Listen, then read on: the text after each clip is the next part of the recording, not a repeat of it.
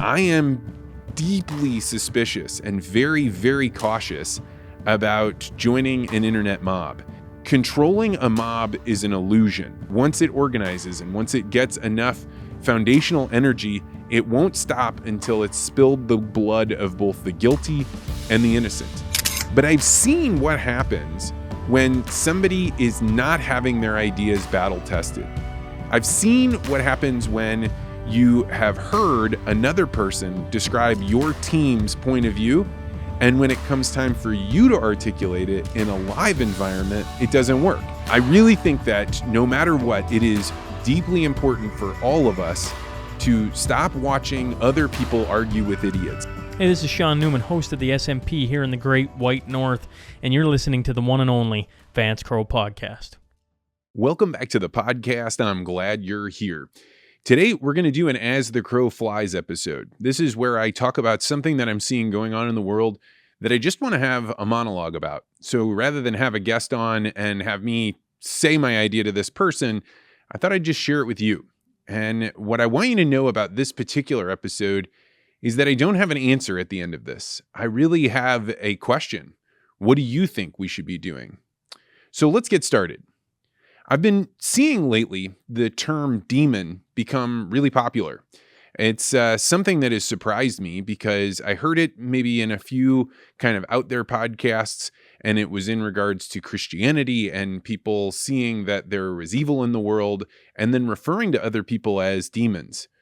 I heard this a couple months ago, and I've started hearing it more and more and more, and it is going, as we say, down the graph to where there are larger and larger audiences hearing this.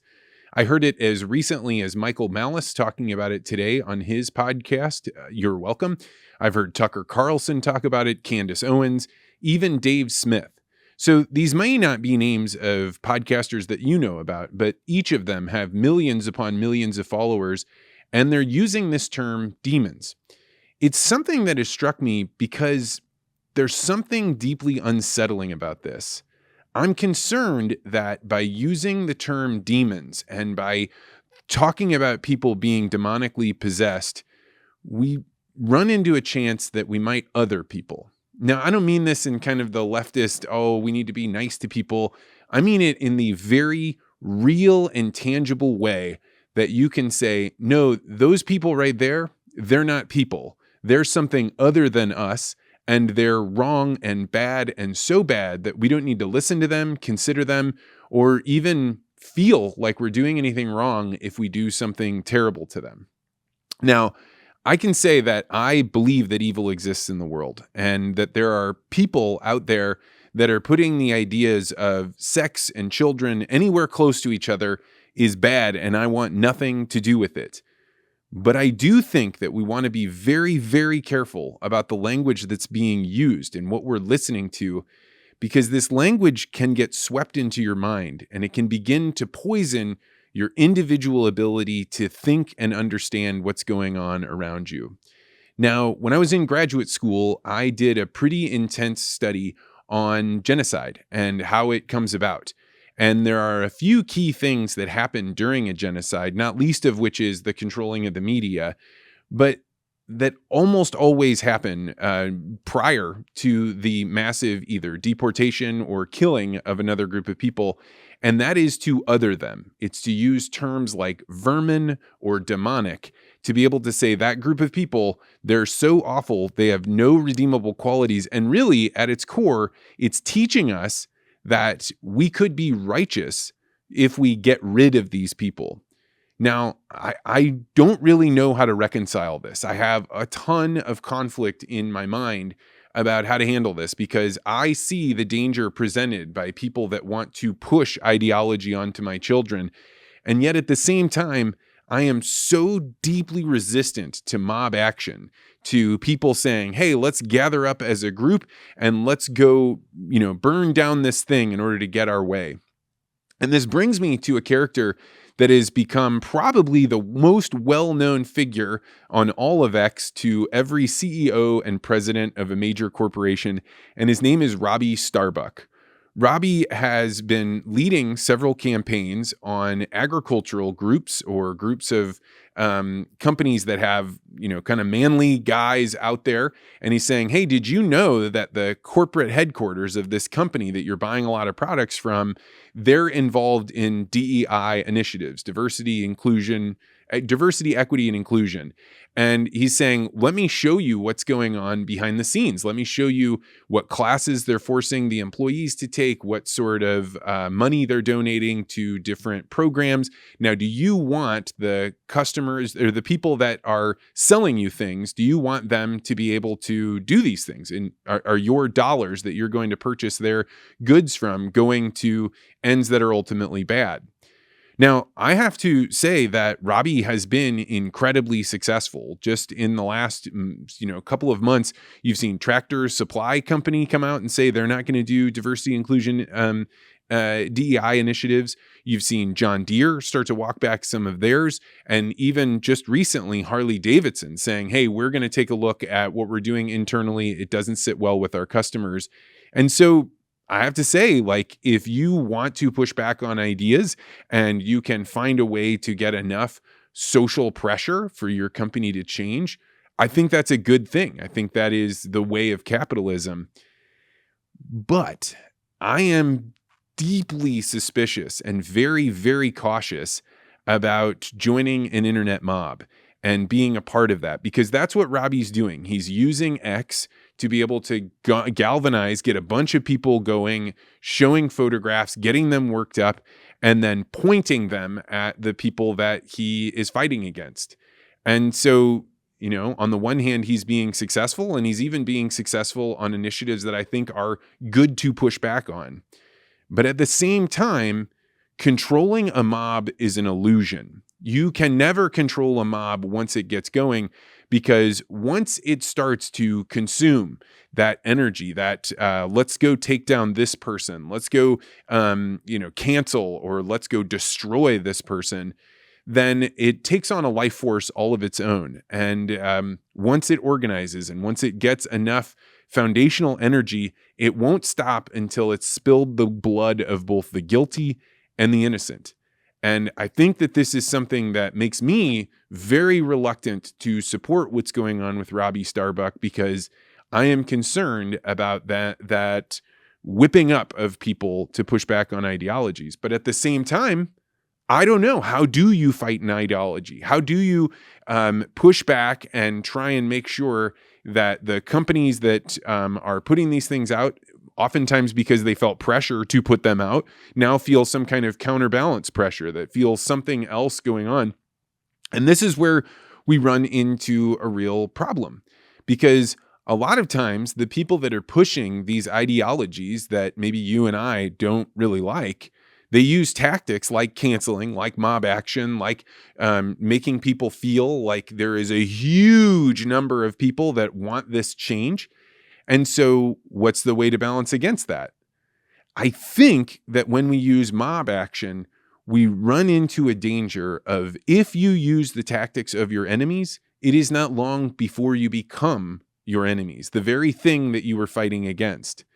And so I don't know, my core awareness is that we should always fight against demigods. I really liked that Dave Helland, last week we had on the podcast, he talked about how there's been these rise of figures that have galvanized us, that have talked to us about things that we agree, but nobody else is saying. So they've been courageous. They've been inspirational. They're very articulate. So they get us going. And then we hand over a lot of our thinking to them, because we say, look at this person, Andrew Tate, Tucker Carlson, Dave Smith. This person can help save us. So I'm going to take what they're thinking and take it on as my own. And I mean, I am completely guilty of this. And I'm very aware that I can hear an idea. It can be very compelling to me, and I can take on that opinion very quickly. And it's something that's scary to me. And I think it should be scary to everyone. Because what ends up happening, and I don't know specifically about the people that I'm citing, maybe they're not demigods, I don't know.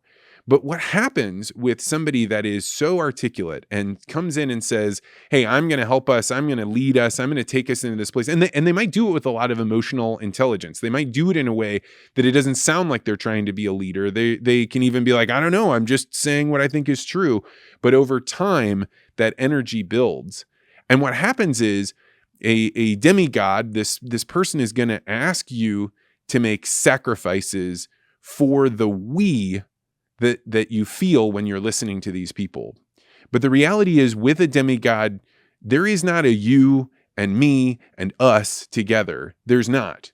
Those sacrifices that you're making to them are actually giving up your individuality, and it's giving power to them. And it is really, really dangerous. And I think that ultimately, we begin outsourcing our individual thinking and our individual morality for this leader who we overlook some of their flaws. We take on some of the things they're thinking of, and some of the things they're talking about that we don't know anything about. We just start saying like, oh yeah, okay, well, I didn't know that before, but now I'm going to take on that thinking. So for me, what do you do? I don't know. That's ultimately the question that I have for you. What should we do to be able to push back on ideologies and people that are putting ideas out there into the lives of our family members? How do we push back against that without becoming the very mob that we're worried about? My sense is that our best hope is to speak the truth as we see it and to voice our opinion, not just with people that we know agree with us, but actually actively seeking out people that don't agree with you. And that this is really hard in today's day and age. You know, you may see on television all these people wearing masks, and you look around in your own community and you're like, well, nobody that I'm around wears masks, or, dresses in these incredibly unorthodox ways that I feel like is threatening to me, but I see it happening somewhere else. So you start taking on these opinions, but they're not about the people around you. They're about people far away. And so how do you communicate with them? I don't know exactly. I use this podcast to try and encounter people that are different from me, but even I could do better. I could be bringing people on that think far more differently than what they do. And I'm going to try and make a commitment to that. But I've seen what happens when somebody is not having their ideas battle tested. I've seen what happens when you have heard another person describe your team's point of view, and when it comes time for you to articulate it in a live environment, it doesn't work. When you start to feel that pressure, when you get asked questions you didn't expect, all of a sudden you realize like, oh, actually my command of this information wasn't as strong as I thought. I saw this all the time when I was working as a spokesman for Monsanto, because there would be people that would have really strong feelings about GMOs or pesticides. And when they would finally get their chance to speak on the microphone and to ask the person from Monsanto, the first person from Monsanto they'd ever met, they now are in a situation where they realize, I've only ever heard this argument when it goes well for the person that recorded it, for the person that knows a lot more than me. And so they found themselves encountering resistance that they didn't expect, and now their argument falls apart. And so this, for me, has also happened where I've vastly overestimated how well I knew a subject because I'd heard somebody talking about it over and over and over again. And so I thought like, oh, I know all the arguments. But that's why you have to get in front of people that don't agree with you. And it may not be somebody that's actually on the other side. It may just be a really good person that is effective at steel manning, or a highly disagreeable person that won't just accept what the narrative is. You need to be around these people so that way you can say your ideas and have somebody give you resistance, so that way you can figure out, are my ideas as clear and convincing as I thought? Now that I've encountered resistance, are there things that I didn't think of that I should have thought of, that now that I've encountered it, it's going to help me figure out, do I need to change my idea, or do I need to improve how I'm talking about it? So I really think that no matter what, it is deeply important for all of us to stop watching other people argue with idiots. This is a very, very popular form of media that's going on X and on YouTube and on Instagram. It's where you have somebody that's a really good talker sits and talks to crowds of people, somebody like a Charlie Kirk, and they're oftentimes arguing with people that are not very sophisticated. Their ideas aren't very good, and I think that's fine, right? You're kind of dispelling bad ideas, but you can't take that on as the work that you have done to actually say, what is it that I believe? What do I know? How well do I know these things? And does somebody else have a counter narrative that might be worth me considering? This is the best I know how to do, which is to talk with other people that have a very different worldview and to try and see, what can I be doing to improve my point of view? The best thing I have going for me is that my wife will disagree with basically anything that I say, and I think it's wonderful. We have a lot of great discussions, and I have a core group of 5 people I see regularly, none of whom take what I'm saying to be the truth. They're always pushing and pressure testing. And I also have the wider audience, including you, a podcast listener, that hears me say something and pushes back. I got several emails after the Dave Helland interview. I got some after the Jack Milliken one. I love them. I don't always have as much time to respond to those as I want to, but I would love if you have ideas for you to be pushing back on me. That's what we need in order to make our ideas better. So I don't know where this leaves us. I do believe that there is evil in the world. My definition of evil is one that I heard Jordan Peterson say, and it's really resonated with me, and I've hammered on it for a long time. But it is the allowance or the encouragement of suffering where suffering is not needed. And I think a lot of the things that people are pointing out that are demonic are that they're evil in some way. We're observing that people are putting ideas out there that could cause suffering to people, to children, to the most innocent among us, and that evil will cause suffering that will last generations. And so I don't know how you push back against this, but I know that evil lurks in the heart of every man. It lurks in your heart and it lurks in my heart. And when we start using language that allows us to view the other side not as human beings with all of the frailties and the vices and the challenges that we face, we know nothing about their experiences, and yet we say they are so different than us that they don't even qualify for the same treatment. They don't qualify for the same morality. They don't qualify for the same level of dignity. But I'm balancing this against the very real fact that when they're putting ideas out into the world that I think could harm me and my family, I want to push back on them too. So I sense that the only hope is community. And I mean that in the real sense of community. People with integrity that expect positive actions from us. They expect us to speak up. They expect us to say things that are incorrect and change our minds and change our opinions, but that they also don't allow us to generalize or other people. And I think those that encourage us to meet with our enemies and to talk with them and to see them, this is the way that you stay away from joining a mob. And I talk about this concept all the time. There is a temptation in all of us to join what other people are doing to push back on the bad things. We're afraid, and we get this natural herd instinct to band together and give up the morality and the education and the civility that we've learned over time. And it can allow us to do horrible, terrible, terrible things. I have personally seen rational, good human beings murder other men. And I have read enough books to know that anyone can be swallowed up into this. And even though it may not seem like it right now, I think we can all feel that there's a tension in the air, but it feels like, the other side is winning and we're on our back foot. And so I'm not really worried about our side turning into a mob, me turning into a mob. We should all recognize that this can happen to any one of us. And so I know for me personally, I'm drawing a line in the sand for what ideas are allowed to come into my home and who do we spend time with and how are we building out our own community. But if you have other ideas for how to push back on negative ideologies without becoming a part of the mob, then I want to hear them. So you can always send those to me at vance@vancecrowe.com. I would love to hear that more, or also find me on X at VanceCrowe.